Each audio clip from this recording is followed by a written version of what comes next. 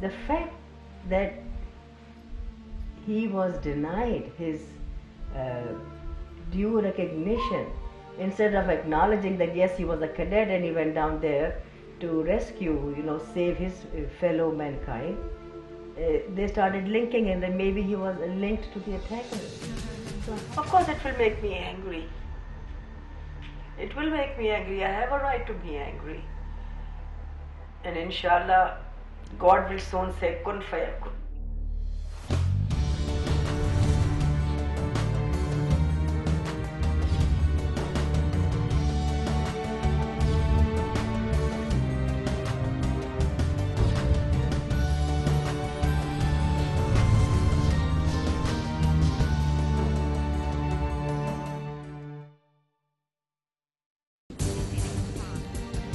How are the people who were stabbed? Window and tell us where you are. I see water building. Oh my God, we're... 13 tahun sudah tragedi 11 September berlalu. Tragedi memilukan yang menghujam Amerika Serikat ini akan selalu membekas. Ketika itu Selasa 11 September 2001, pada pukul 8.46 menit, American Airlines Flight 11 menabrak menara utara World Trade Center, diikuti oleh yang lain pada pukul 9:03 menit. Saat United Airlines Flight 175 menghantam menara selatan, hampir 3.000 orang tewas. New York City pun masih terluka dengan serangan ini.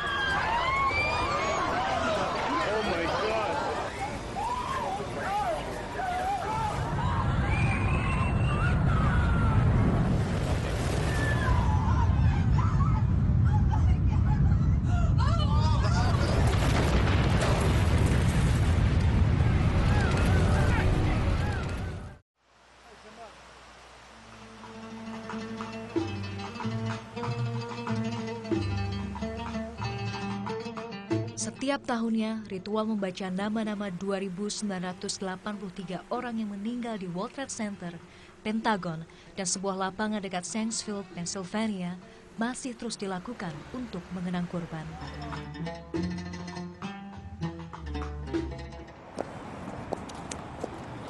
Tragedi 11 September 2001 masih menyisakan trauma dan duka mendalam bagi bangsa Amerika.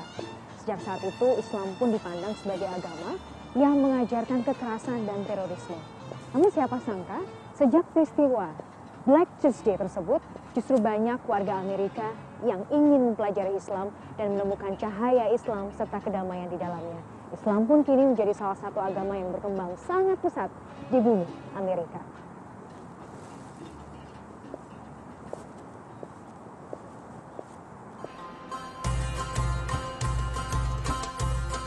Setelah peristiwa itu, kaum muslimin di Amerika, terutama imigran asal Timur Tengah, mengalami kondisi psikologis yang sangat berat, dicurigai, dan bahkan diasosiasikan dengan teroris. Namun ternyata Islam berkembang dengan caranya sendiri. Tangan Tuhan bergerak dengan cara yang tak dapat diterima akal. Tidak lama setelah peristiwa itu, justru ribuan orang berbondong-bondong menyatakan diri masuk agama tersebut dan menemukan kedamaian di dalamnya.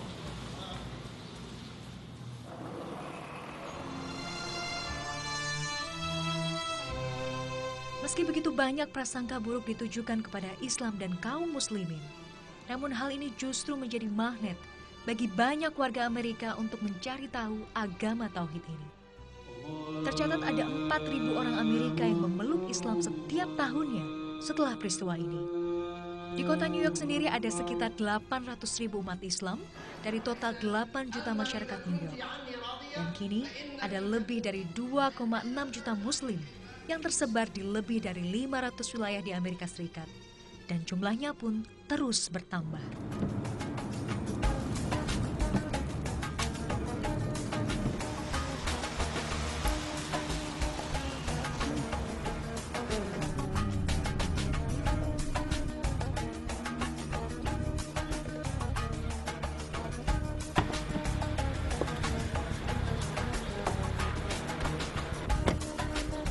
Saya pun bertemu dengan salah seorang muslimah asal New York, Daniel Loduka, yang sudah memeluk Islam selama lebih dari 10 tahun.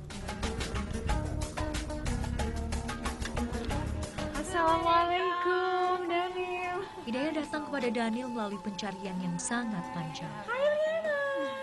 Is it okay, Come in. Whatever's comfortable for you. Daniel tak pernah membayangkan kehidupan seperti ini sebelumnya. Memeluk Islam, menikah, dan merasa sangat bahagia dengan keluarganya. Sebelumnya ia tak menyangka bisa menemukan Islam sebagai cahaya dan penuntun hidupnya. Would you tell us about the journey that you become a Muslim? I decided while I was in college that I wanted to prove that all religions were man-made. I was very disdainful of religions. I didn't think I would ever be a religious person. And I think that was because I didn't know anything about Islam. Setelah serangan 11 September, ia justru semakin ingin tahu seperti apa Islam itu. While I was on a trip to the Massachusetts Institute of Technology, there was a student group there giving away free copies of the Quran translation. So that's where I got my first Quran. So that's how I began reading the Quran, and that's what really created an interest in me about Islam, because the Quran was very different from all of the other books that I read from the religions. What makes the Quran different? Well, number one, I found it easy to relate to, easy to read. It made sense to me. It wasn't confusing.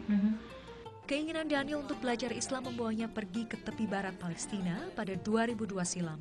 Di sanalah keajaiban dan hangatnya Islam menyentuh ruang hatinya yang terdalam. Ia begitu terpesona akan indah dan syahdunya Al-Quran. When I heard it, and seeing the way the people live, hearing the adhan, when all of those things came together, I think that was really the moment where I felt I have to know more about Islam. Tak lama berselang setelah kepulangannya dari tepi barat, ia semakin mantap memeluk Islam. Setahun kemudian, ia memutuskan untuk mengenakan hijab. Tantangan pun justru muncul dari orang tua Daniel. It was harder for my mother, so and she was not unkind about it or anything. It was just hard for her. Or go to my car with my hood in the winter, and then put it, dress up in the car, and come home and take it off like that. And one day my father he noticed what I was doing. So one day when I came home, he told me, I saw what you were doing. He said, you don't have to do that. He said, if you want to dress that way, you can dress however you want. Lebih dari 10 tahun sudah Daniel menjalani kehidupannya sebagai seorang Muslim. Ia sadar betul, kehidupannya akan sangat gelap dan kosong jika tak menemukan Islam sebagai panduan bagi hidupnya. One of my favorite verses from the Quran, it occurs a few times throughout the Quran, but when Allah says that on the believers there'll be no fear, nor shall they grieve. So that concept of being free from fear and being free from grief, it was very touching. It was very touching, and it soothed my heart. That concept is something that I wanted. So what I found in Islam is that Islam completely satisfies the heart, and after some time living my life in Islam, I felt completely satisfied, and I had no need for the things that I needed before. إياك نعبد وإياك نستعين. Islam membuat Daniel menjadi pribadi yang semakin bijak dan terbuka. Ia pun tak segan mengenalkan Islam kepada siapa saja yang bertanya kepadanya. One lady a long time ago, a clerk at a store, she asked me, "Are you American?" So I said yes, and then she said, "Well, what's this?" Oh, really? So I said, "I'm American, and I believe in all the prophets. I believe in Jesus, Moses, Adam, Abraham, all of them." And I said, we're a religion. It's not a culture. It's not for any particular people. It's for everyone. And I just explain it. So if I ever get a question or any negative reaction, it's a chance for me to explain something to them that they don't know. Kini, Daniel merasa menemukan jalan terang dan kedamaian dalam Islam. Bersama sang suami, ia terus mendidik anak-anak mereka sedini mungkin dengan nilai-nilai Islam. Amutu Maju. wa Wa. ahya. Ayah.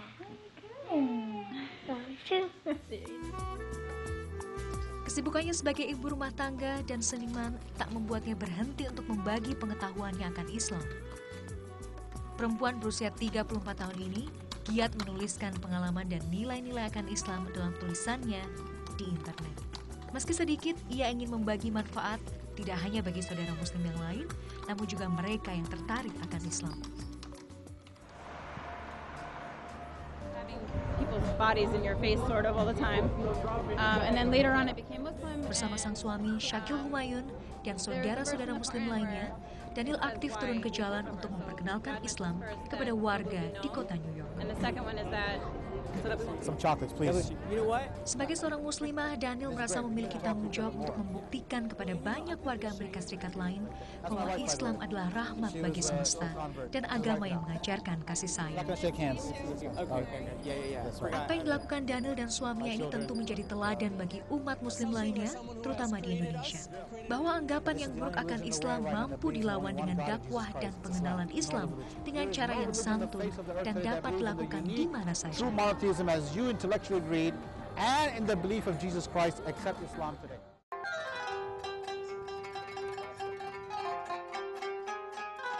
Kini, setelah lebih dari 1 dekade berlalu, geliat kota New York tak berkurang. Namun luka akibat tragedi 11 September masih saja membekas bagi warganya. Tidak hanya bagi mereka yang non-muslim, warga muslim Amerika juga turut merasakan getirnya kehilangan orang-orang yang dicintainya.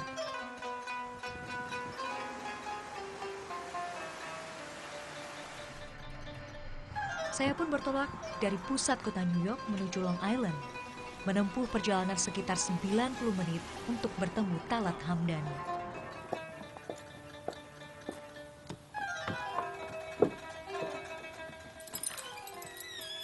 Waalaikumsalam, how are you? Come on in. Bagi korban serangan 11 September, nama Talat Hamdani tak lagi asing. Ia merupakan satu-satunya perempuan dari keluarga muslim yang berusaha keras membersihkan nama anaknya yang juga menjadi korban tragedi ini, Muhammad Salman Hamdani, yang sempat dituduh sebagai bagian dari teroris. Perempuan kelahiran Karachi, Pakistan 60 tahun ini tak pernah lelah selama 13 tahun terakhir memperjuangkan dan membela anaknya Muhammad Salman Hamdani.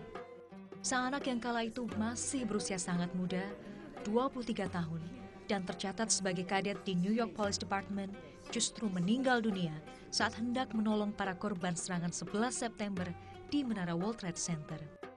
Bagi seorang ibu, kehilangan buah hati tentu menjadi derita yang sangat pedih. Belum lagi, Salman pun dianggap sebagai bagian dari teroris karena nama Muhammad yang disandangnya. Pedihnya lagi, pihak kepolisian New York sempat tak mengakui Salman sebagai salah satu first responder. The fact that he was denied his due recognition, instead of acknowledging that yes, he was a cadet and he went down there to rescue, save his fellow mankind, they started linking and that maybe he was linked to the attackers. So how horrible is that? Yeah, that's so horrible. Because he's a bigoted person, prejudiced against Muslims. Meski sudah belasan tahun berlalu, gurat kesedihan dan pilu yang mendalam masih jelas tersirat dari wajah ibu 3 anak ini saat menceritakan bagaimana ia kehilangan putra tertuanya itu. Butuh waktu lama hingga berbulan-bulan sampai jasad Salma ditemukan dan dikembalikan kepada pihak keluarga. Pihak medis menyatakan tubuh Salman terbagi dalam 34 bagian, sehingga menyulitkan mereka untuk mencocokkan satu potongan tubuh dengan potongan lainnya. Talat merasa ini hanyalah alasan mereka hingga menemukan sesuatu untuk menghubungkan Salman dengan kejadian 11 September. Hal inilah yang membuatnya semakin marah. What did he do wrong? And then after that to do that injustice to him? Of course it will make me angry. It will make me angry. I have a right to be angry. And inshallah, God will soon say, kun fayakun. Yeah. Ketidakadilan ini membulatkan tekad Talat untuk membersihkan nama putranya. Ia menyadari sejak serangan tersebut sentimen anti-Islam memang menyeruak di Amerika Serikat dan putranya yang mengorbankan nyawanya demi menolong orang lain justru dianggap sebagai teroris karena keyakinannya. I had to prove that Salman had nothing to do with the attacks. And today I am speaking on behalf of my community that American Muslims had nothing to do with the 9/11 attacks. As President Obama said a few years ago, this is America, and our commitment to religious freedom must be unshakable. The principle that people of all faiths are welcome in this country and that they will not be treated differently by their government is essential to who we are. And this is all about who we are as a people, as a nation. Berbagai cara pun dilakukan Talat untuk memperjuangkan hak Salman. Ia bertemu dengan banyak anggota Kongres untuk memperoleh dukungan. Bahkan ia juga sempat bertemu Presiden Barack Obama dan menyampaikan tuntutannya.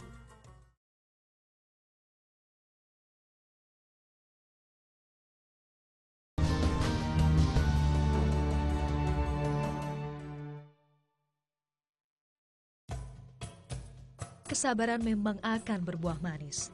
Perlahan tapi pasti, usaha Talat untuk menempatkan anaknya sebagai salah satu first responder peristiwa 11 September pun mulai nampak. Nama Salman pun dijadikan nama salah satu jalan di kawasan Queens, New York City. Tidak hanya itu, organisasi Muslim terbesar di Amerika Serikat, CHAIR, Council on American Islamic Relations, turut pula memberikan pengakuan kepada Salman sebagai salah satu pahlawan kemanusiaan saat tragedi 11 September. Perjuangan Talat Hamdani tidak hanya sebatas pengakuan bahwa Salman bukan bagian dari teroris, namun jauh lebih besar dari itu. Ia dan banyak warga Amerika Muslim yang lain harus berjibaku dengan tekanan dan stigma akan Islam pasca serangan 11 September. It's tough to be a Muslim. Getting a job is not easy. Oh, really? Yes, I applied for the last 18 months for a job. 18 months? 18 months. Wow. And the first thing and everything is online. So the first thing I guess they see is, oh, Hamdani. That's not an American name. It's not a Jewish name. It's not a Western name. It's Middle Eastern, big cross. Tak bisa dipungkiri, prasangka buruk akan Islam masih dan akan tetap ada. Namun, pertolongan Allah ada di mana-mana. Selalu ada kekuatan dan jalan bagi mereka yang meminta meski berada dalam keterbatasan.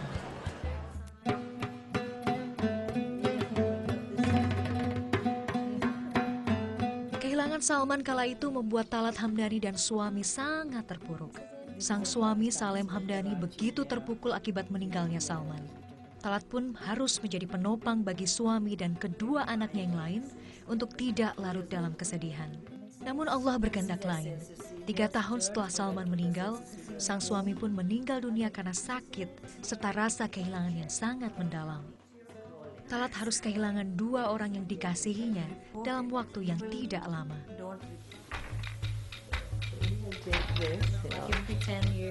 Allah akan selalu hadir dalam jiwa-jiwa mereka yang bersabar. Meski harus menanggung kepedihan yang luar biasa, Talat Hamdani terus berusaha tegar. Ia yakin Allah selalu bersamanya. Pensiunan guru ini kini banyak menghabiskan waktunya untuk melukis. Goresan cat di atas kanvas begitu kuat menggambarkan proses batinnya. Saat ia merasa kecewa, terpuruk, hingga bangkit dari keterpurukan. Ia pun menunjukkan kepada saya sebuah lukisan yang menggambarkan kemarahan atas situasi yang ia hadapi. What does it mean? I mean, like people are being killed, and whose loss it is? It's like It's the mother's reflect your loss. reflect that your It's the loss mother's of your loss. son. Yeah, it's the mother's loss. I mean, no matter where, Iraq, Afghanistan, Yeah. Pakistan, wherever you go, Palestine, even American, like the American people went to war after 9/11. Americans died, non-Muslims died.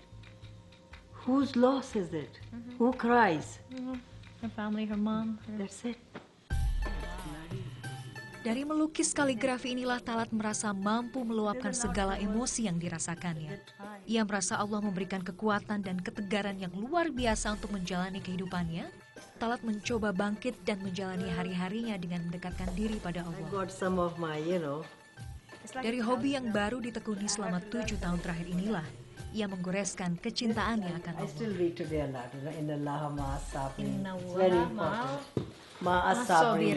Ini salah satu ayat yang juga menginspirasi Nyonya Talat Hamdani untuk bisa tetap tegar dan tetap sabar untuk memperjuangkan hak anaknya.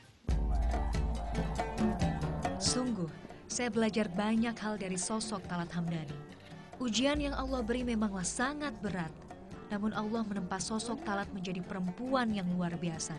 Pahit getir ia telan karena ia yakin akan selalu ada Allah yang menjadi tempat bersandarnya. Oke, baik then. Assalamualaikum. Waalaikumsalam. Thank you so much. Thank you for coming. Likewise, and have a safe trip back home. Oh, yeah. Amin. And stay in touch. Oh yeah, sure. Assalamualaikum. Waalaikumsalam.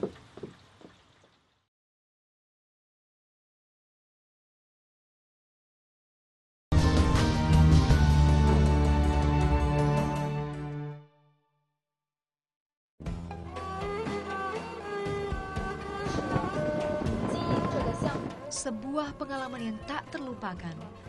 Menjadi minoritas bukanlah hambatan bagi kita para muslim untuk melakukan kebaikan serta bergerak membawa perubahan dalam dakwah agar siapapun bisa merasakan hangatnya cahaya Islam dimanapun ia berada.